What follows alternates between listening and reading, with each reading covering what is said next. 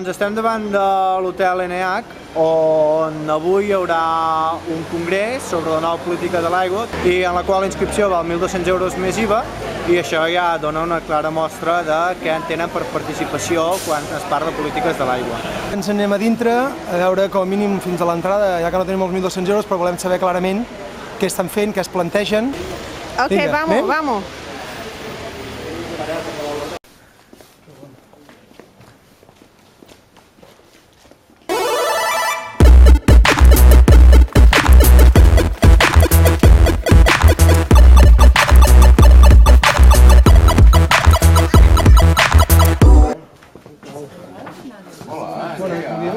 No tenemos información. ¿Podéis salir, por favor? ¿Alguna revista? No, porque es para los asistentes, por favor. Por favor. Els de senyor responen que no podem dir res i bueno, no ens deixen ni veure què discuteixen. Que evidentment estan al seu dret, evidentment amb 1.200 euros poden fer el que vulguin. Però una mica de transparència no costa res, explicar el que fan i ja està. Bueno, esperem que algú d'aquests que han pagat 1.200 euros ens expliquin coses i com a mínim ens transcendeixi una mica de què van les jornades, perquè suposo que tenen voluntat de que la gent sàpiga del que parlen, si és tan important. Rápidamente, ¿quién sois? Yo me llamo Salvador Palau y soy miembro del comité de empresa de Aigües Ter Llobregat.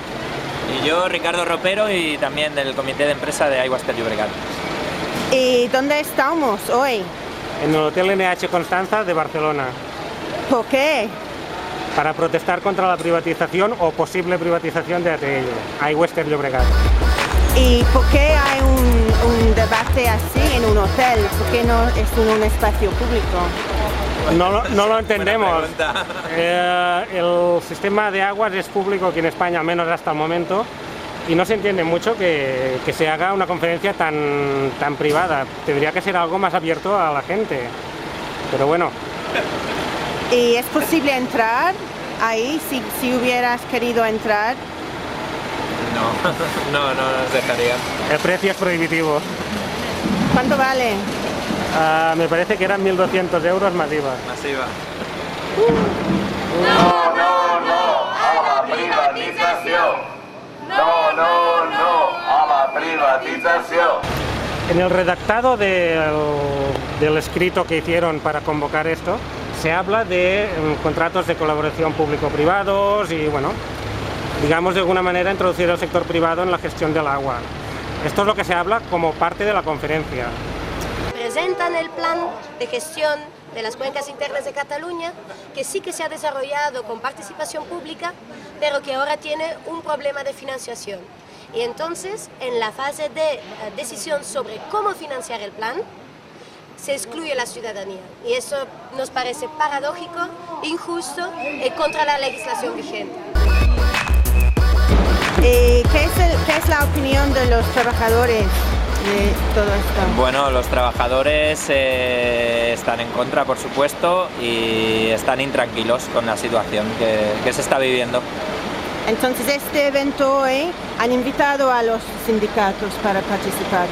No, hemos venido por propia voluntad. Entonces, precisamente en lenguaje muy sencillo, ¿qué están debatiendo hoy? Pues realmente no sé, supongo que se están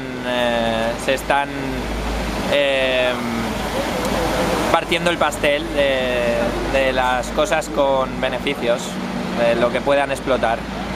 ¿Y cómo describirías tú el tema que están hablando adentro? Se está hablando de lo que sería el equivalente al Plan Hidrológico Nacional, pero en Cataluña. Se está hablando de cuáles son las instalaciones, cuáles son susceptibles de privatizarse o cuáles no, y las políticas presentes y futuras de cara al tema del agua en Cataluña.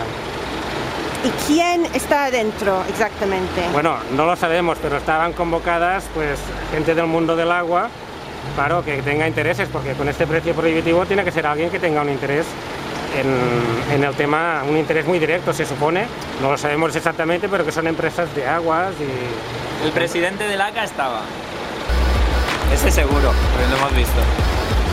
Sí, és aquell de l'americana, sí, claro. I aquest qui és? Víctor Laca. I ara entra cap a la reunió.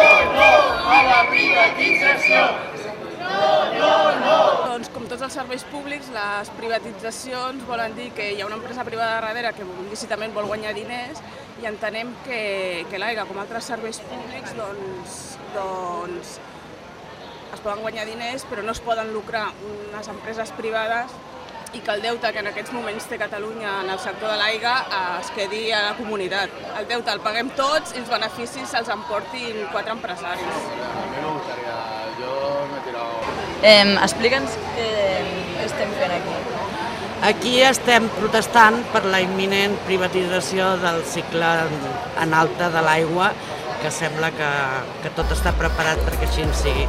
Creiem que la privatització, com que va acompanyada sempre de beneficis per les empreses, portarà primer a que l'empresa vulgui vendre més aigua i, per tant, reduir l'aigua que és necessària per la vida i, per altra banda, pujaran els preus per la ciutadania i no podrem tenir el control d'una gestió que és fonamental per tots i que hi hagi un repartiment equilibrat perquè pugui haver aigua pels conreus, per la vida, perquè els rius segueixin tenint vida i perquè les persones humils puguin tenir accés a l'aigua.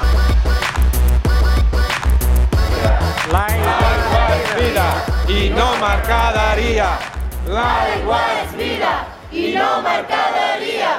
L'aigua és vida i no mercaderia. I nosaltres estem molt preocupats, hem començat una campanya que serà continuada i no pararem fins que aconseguim que l'aigua, no només la que es vol privatitzar ara, que és una part, que és la que va del riu al dipòsit municipal, sinó també la que va del dipòsit municipal a les cases, que aquesta ja està privatitzada, desgraciadament, perquè la té Agbar i Sorea, que són empreses d'una de les multinacionals més importants del món. Aquestes multinacionals que es dediquen a comprar i gestionar l'aigua de diferents països.